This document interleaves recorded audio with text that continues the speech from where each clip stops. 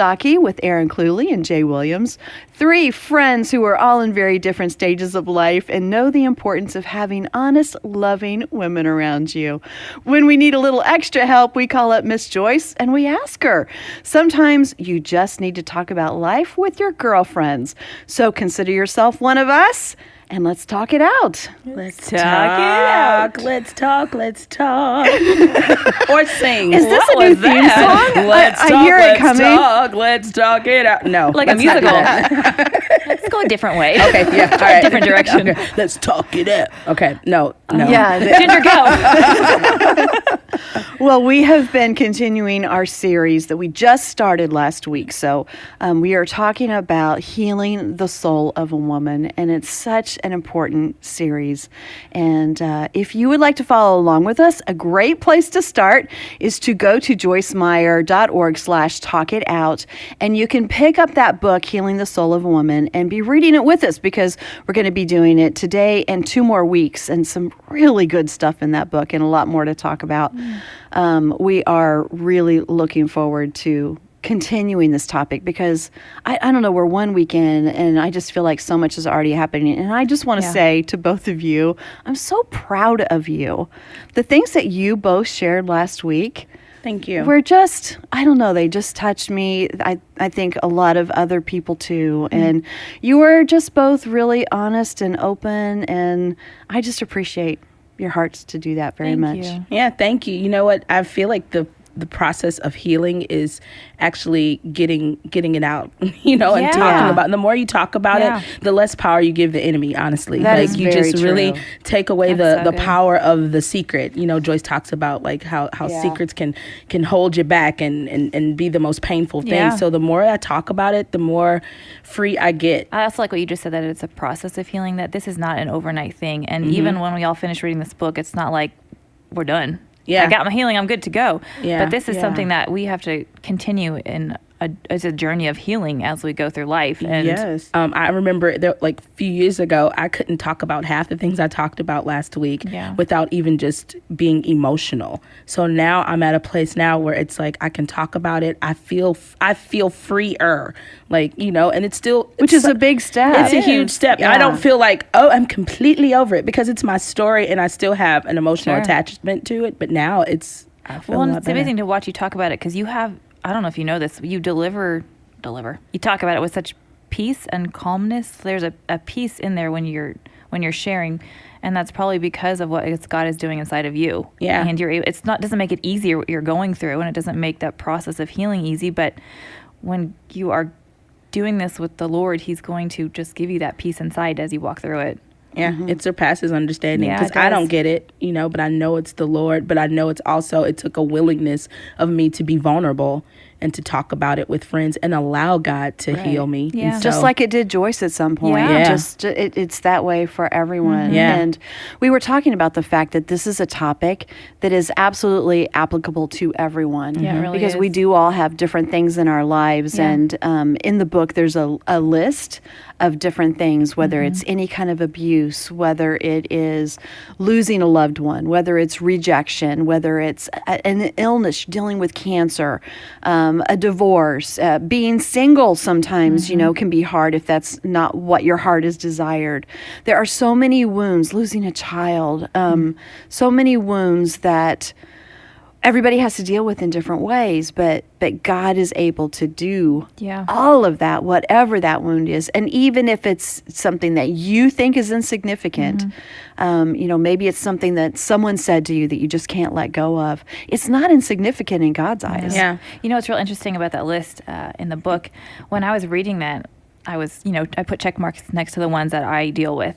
And I thought, there is not a single woman on this planet, women in particular, that doesn't struggle with something on this list. And it gave me such empathy for women in general that if I compare myself to someone or if I judge them too quickly, I need to step back because they have their own list of things that they're checking that they need healing for. And we are all in this together. And it kind of put perspective on it. Yeah. It's not just me battling my own stuff, but we've all got stuff that we need help. We do. need God's help with. And Erin, you encouraged everyone last week to start really looking deep inside and Yeah. seeing what those things are that we need to give to God for Him to heal. And that was a place that you said you really needed to start. Yeah, I did. And even in this past week, reading this chapter, what we're going to talk about today on boundaries and putting up walls, again, I think much too highly of myself. I will just admit it to you. I thought, I don't have boundaries and walls, but I'm fine. But I do. And I realized some ways that I have put those up in my life and why I do them, why I feel the need to control some situations where it's not necessary, and the motives behind that. It's just been really interesting to see what God has revealed to me for things that I just don't think are that big of a deal. Right. So, well, we want to begin today with that, just like Erin said, this chapter that Joyce has in Healing the Soul of the Woman. And she's named it Establish Boundaries, Don't Build Walls, which I think is so good. Because to really begin this process of healing, we have to start by tearing down the walls of protection that we've built up, because they also come between us and God. Yeah. They don't just protect us from other hurts. They come between us and our healing. But when we learn instead to build healthy boundaries that make sense, those aren't walls. Boundaries are not unhealthy walls. Yeah. What do you say we just start right off by calling Joyce? Yeah, And that's a seeing great what idea. she has to say about boundaries and how she had to tear down her own walls, and so many questions I have for her. So let's give her a call right now. Hello? Hey, Joyce. Hey. Hey, how are you today? Oh, well, I'm just excellent. How are you? We are excellent too. hi, Joyce. Hi. Hi. Well, So, what's going on? Well, we are talking about healing the soul of a woman, and we have boundary questions for you. Why do you laugh? Help me, Jesus. Help me, Jesus. Let's do Jesus. I'm just sitting here working on a devotional, and all of a sudden you guys call and say, we have questions for you. We like to keep you on your toes. That's what we're all about. That's right. Well, So what can I try to help you with?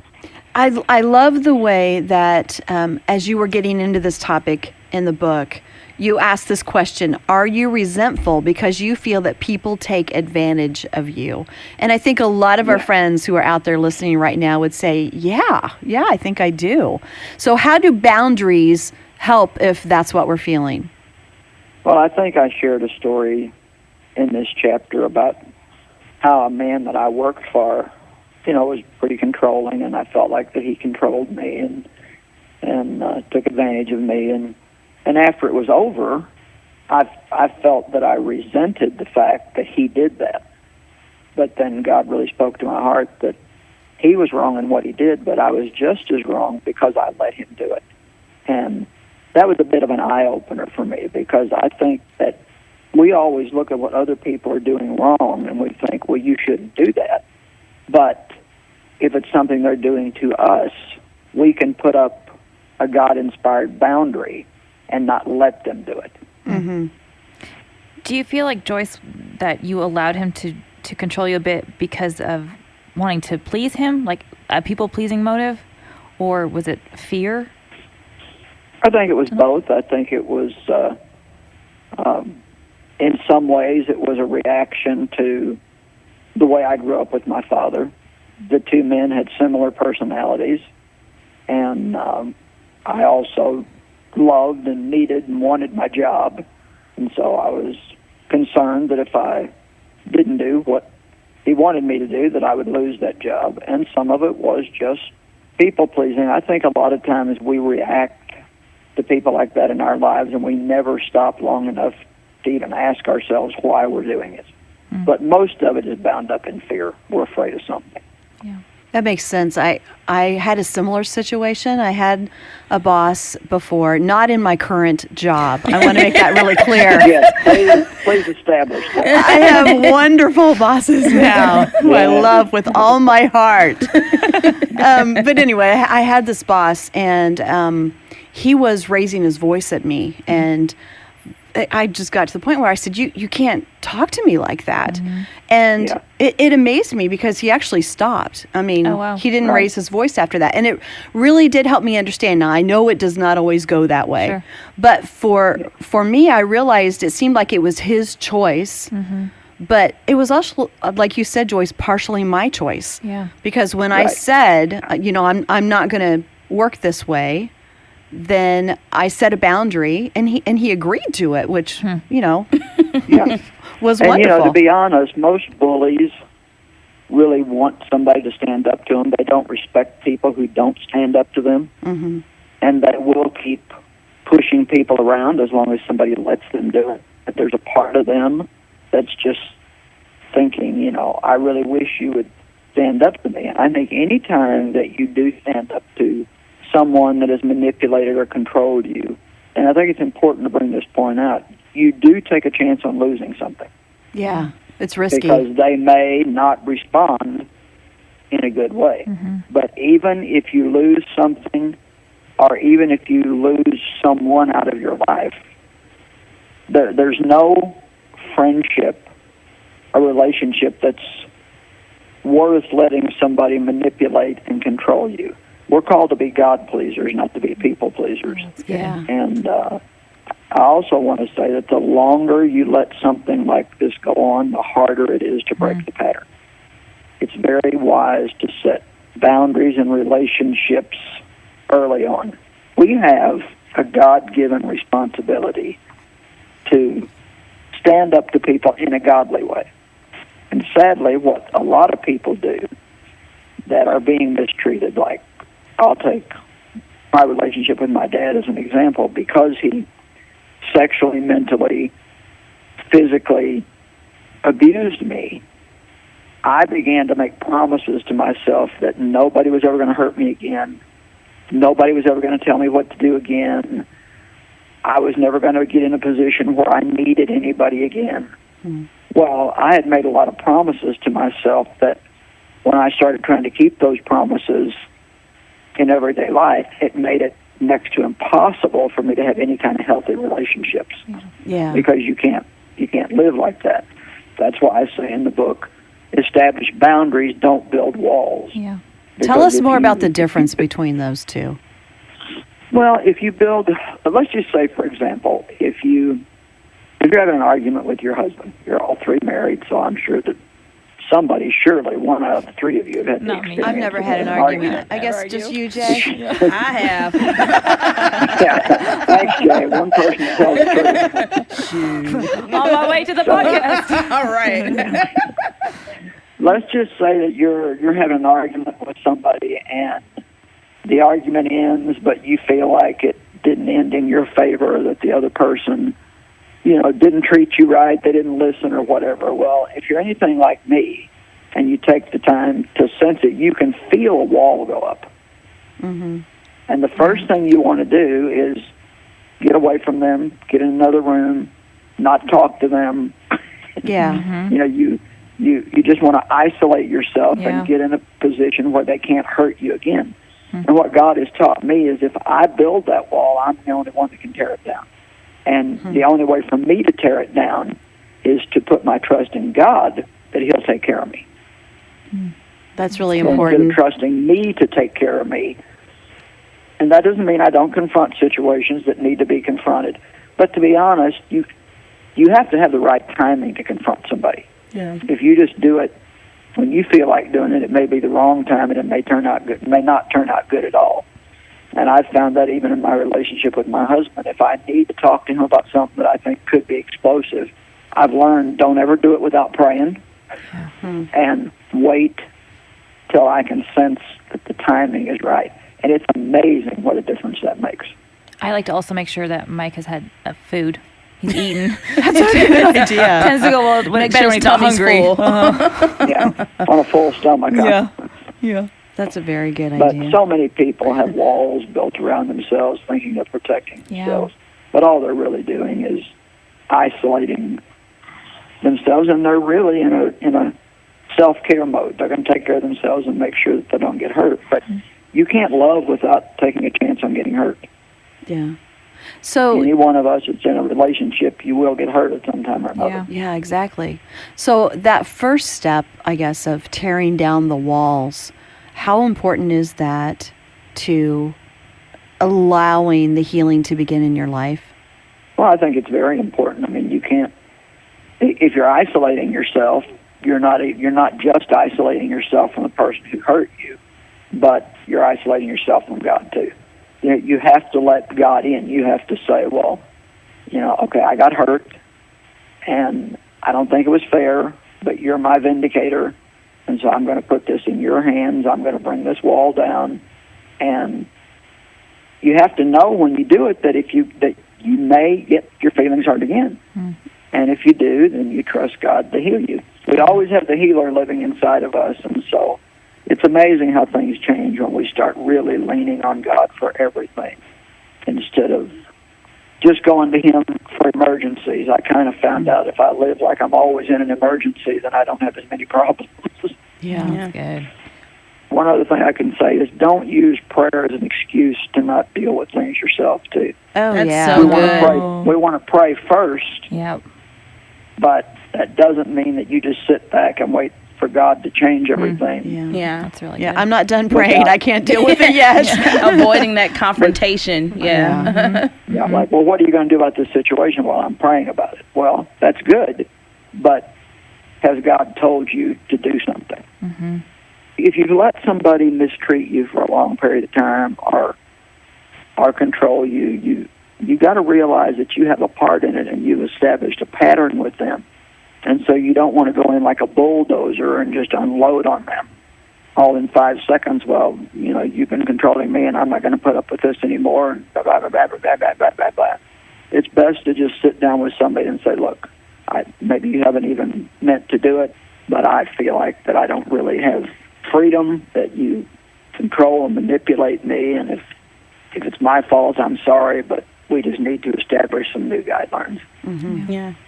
I like the humility in what you say, that we do have a part to play in it ourselves and apologize for what we need to apologize for. Yeah. That's good. Yep. That's really helpful. Like I said, not everybody does it on purpose. I mean, some people are just really strong-willed. And if they have somebody like, I'm very much okay, let's take action and get something done. So let's just say that I go shopping with 5 women, and they're all just, pediddling around and not really, one's going in one direction and one's going in another direction. I don't have to be invited to take over the group and give.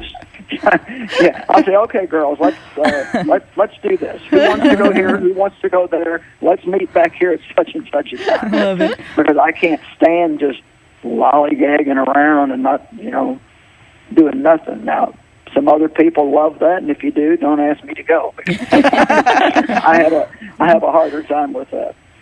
Yeah, one of the most freeing things that I remember reading, it was on a post from Instagram, from your page, Joyce, and it was a piece from your Confident Woman devotional about stop pretending, like being okay not having everybody be your friend. Like it's not an unchristian principle, and sometimes we avoid confrontation because we don't want to lose a friend. And if this person is truly your friend, don't you agree that if they really love you, they'll understand and you'll come to a mutual agreement and accountability so you can, ultimately have change. But it's okay to not have certain people be your friend. And that was so freeing to me. And absolutely, I don't even want friends that aren't going to respect me enough to give me the freedom to be led by the Holy Spirit. Yeah. It's good. And to be honest with you, some people you won't be able to be friends with because they just have a strong personality that has not been tempered. They've not allowed God to temper it and bring it into balance, and they really don't know how to be in relationships without being in control. And you're not helping them or yourself by letting them continue in that way. Like I think about my mom, and boy, she should have confronted my dad. She should have done it for herself. She should have done it for my brother. She should have done it for me. But she didn't because she was afraid. And she ended up she never really had a life. Yeah. And it's sad. It's really sad that, you let somebody else that's just selfish and self-centered steal your life. So, well, I'm sure you girls have got a lot of other good things to talk about, and so. Well, those are great encouragements. Thank you. Really helpful. Thank you. And next time we shop, I'll try to go faster. Ginger's the one slowing you down. Yeah, that's right. I'm going out with you Saturday, so now you know you've got to keep in step. No padiddling around. I will keep it moving. We'll practice. All right. Thank you. Thank you. Love you, girls. Love you. too, Bye. Joyce. So some of the things that she was talking about are just such great practical, biblical answers to a lot of the things that we deal with. Yeah. A lot of the things that do impact our souls, that do create those wounds, are things that we need to be more forthcoming in addressing ourselves. Sure. But that is not easy. Yeah, it's easier to just put up a wall versus just, addressing the Yeah. issue, because, what if the person doesn't like you, or what if they get angry, or what if, it becomes a little tense in the moment, and nobody really wants to be in that position. But No. like I was saying earlier, it ultimately brings forth, if that person wants to have a resolution, and even if they don't, sometimes you have to confront people that aren't even Christian. Like if it is a secular job, or someone, someone in your family that's not Christian. Yeah. But it's okay to, like she said, stand up for yourself and be bold in that moment. And it's not like all Christians do it right either. No. Yeah. So it's okay if someone's mad at you now and then.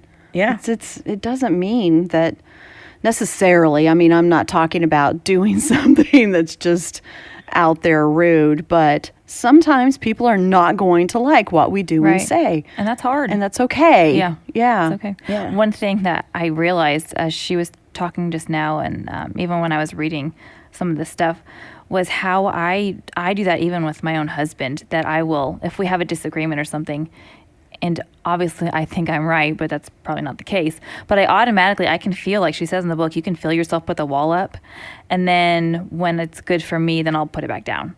And it's like I'm going through a drive-through and I'm pushing my window up and down. Now I'm going to put this up because you made me mad, so I'm not going to let you in. Well, okay, now I'm ready to talk, so I'll put that wall back down. Because so I I'm need to order manipulating. some fries. Yes. Let me go get my French fries and my milkshake, and then we can talk.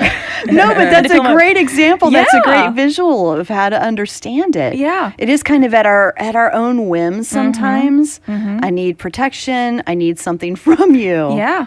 I didn't realize how much I would do that, and I mean, I know I needed space, when you disagree with someone, sometimes you just need some space, and that's fine. That's all healthy. right. Yeah. But I can't do that just because it's good for me or it's working in what makes me happy. I mean, I'm affecting my walls, and my up and down of that is affecting him. So And your kids. and my kids And the other people Yeah. around us. I Yeah. mean, anybody that I come in contact with.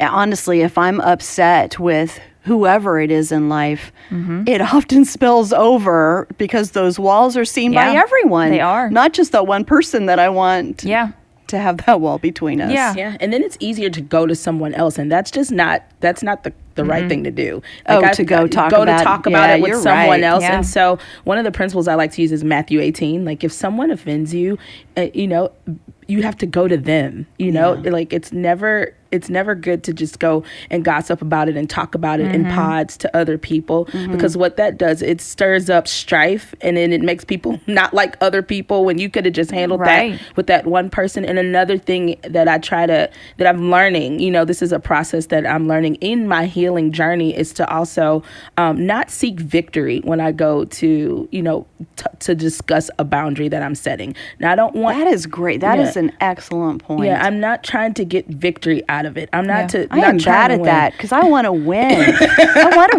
win. I am a winner. No, but you're right. I needed that encouragement.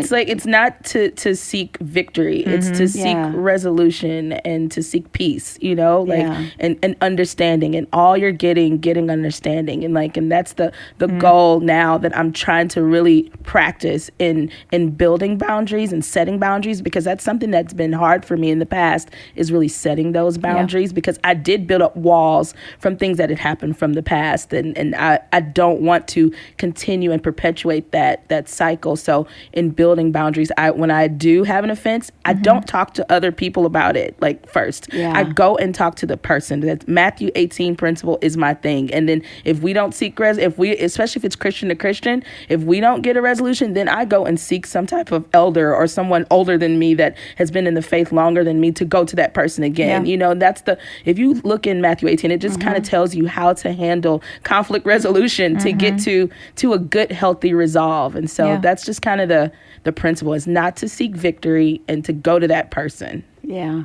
Well, let's go ahead and listen to a little bit about what Joyce has to say further on this topic, because I think there's a lot more to talk about here. So much. And it's really, really helpful stuff. But when Dave talks about her and Joyce, it's always so helpful and enjoyable, because they're just so funny in their stories. But Dave did have to set really healthy boundaries with Joyce because of the wounds in her life, and it caused her to make a choice. So listen to this. Well, let me tell you something. Let me finish this story up about Dave real quick.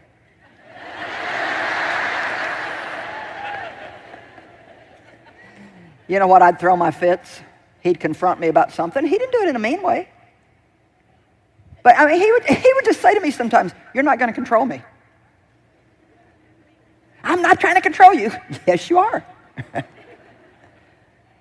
He's like, "You're trying to make me think what you think, and I don't think what you think. I've got my own opinion. So stop trying to convince me." You know, I'm good at convincing, and that's part of my teaching gift. But there's times when it needs to work and times when it doesn't. And I would try to convince him of my way. Well, then, if I didn't get my way, I'd go get my feelings hurt. And I remember him saying to me, "Ooh." He would say to me, "I am not going to feel sorry for you." See? Come on, ladies. He would say to me, "I am not going to feel," and I thought, you don't even have a heart. You don't feel anything. You don't have any emotions. Don't you know how I was raised? Don't you know what I'm going through? Don't you understand? Come on now. Don't you understand how hard this is for me? And I just can't believe that you're treating me this way. And then I'd go to God, "Why is there always something wrong with me? You know, there are a few things wrong with him, but no, it's always me."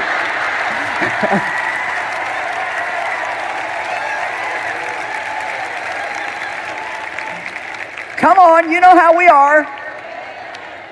And he would say to me, "Joyce, I love you, but I am not going to feel sorry for you because it is not going to help you if I do." And then he might leave to go play golf. Actually, that happened real frequently. And I would just be there, just like with my soul and my, oh, yeah.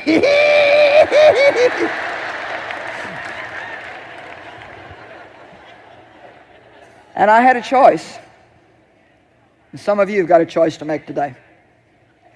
I had a choice to keep going around and around the same stupid mountain. Round and around the same rocks. Getting in the same stupid traps over and over.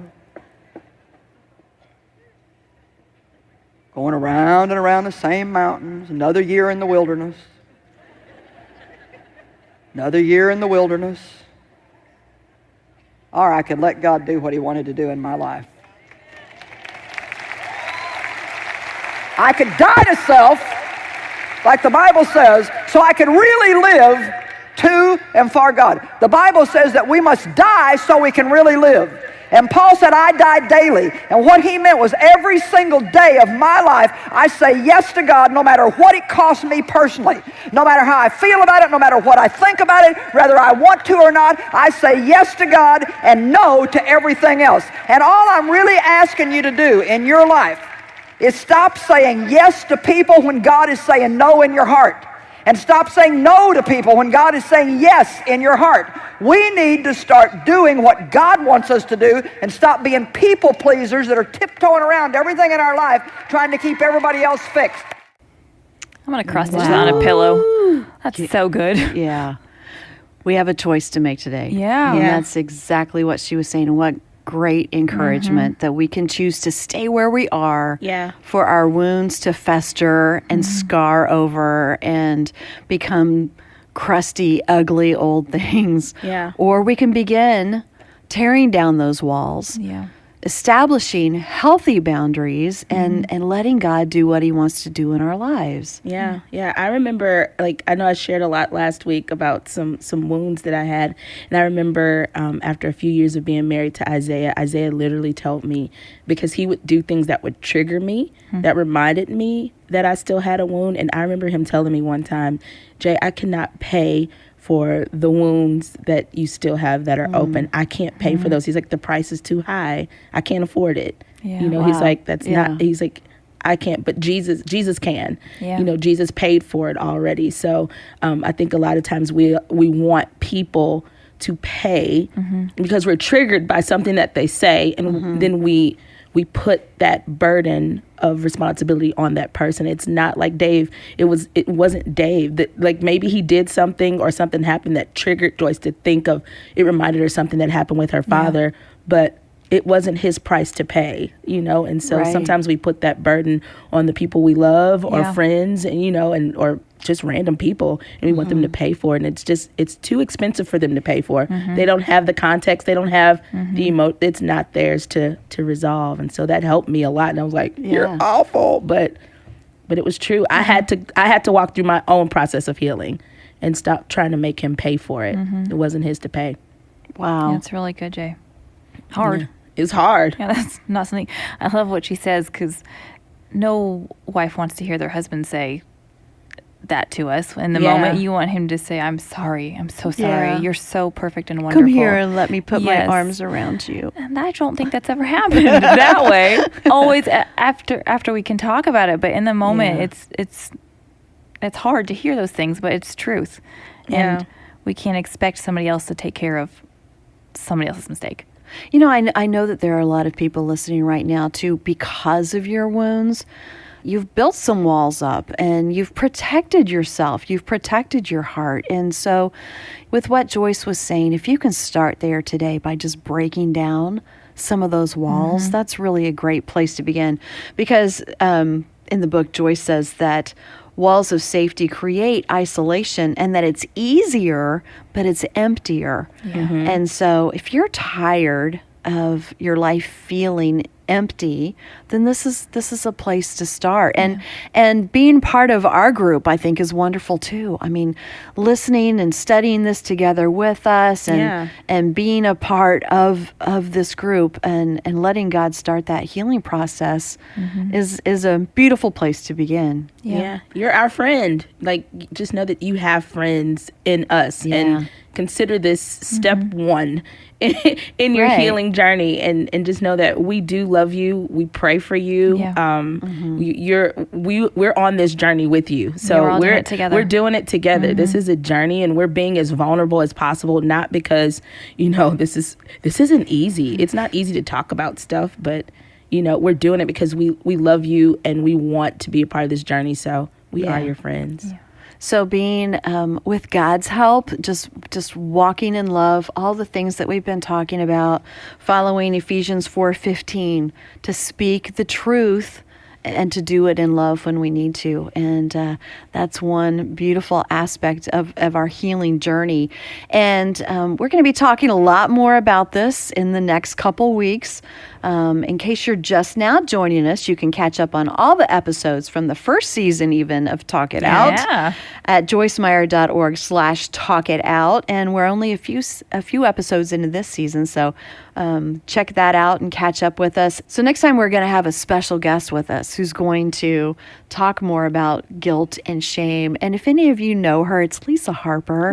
Love her. I love Lisa. She is so funny. she is so great. And she has experienced this guilt and shame so much that, in fact, she told her attacker that if he told anyone about what happened, that she would say he lied. Wow. That's kind of like the whole opposite. Yeah, exactly. Yeah. But that's what guilt and shame do to us. So you'll hear her story and find out more about that when we all talk together.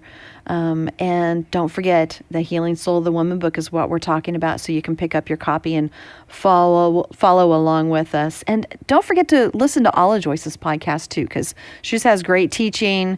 JoyceMeyer.org/podcast. You can find all of the podcasts. Yeah, Good stuff they're there. all good. So homework, we need to leave with homework. That's always important because you can't heal in a 30-minute podcast. You got to do some work on your own. Yeah. So start thinking about those boundaries in your life that you need. Start thinking about those hard conversations that you might need to have and pray about them. And I believe that this week God is going to show us all some things and open doors for healthy conversations. Yeah. Good. Yeah. And start praying that God begins to prepare their hearts too. As you, even if you practically make a list of some of the people that you need to talk to and just start praying over them and believing the best about the outcome. Don't go in with like, oh, they're going to do this. Cause that's something I used to do. I used to always think ahead and think about the ending. Plan out the whole conversation.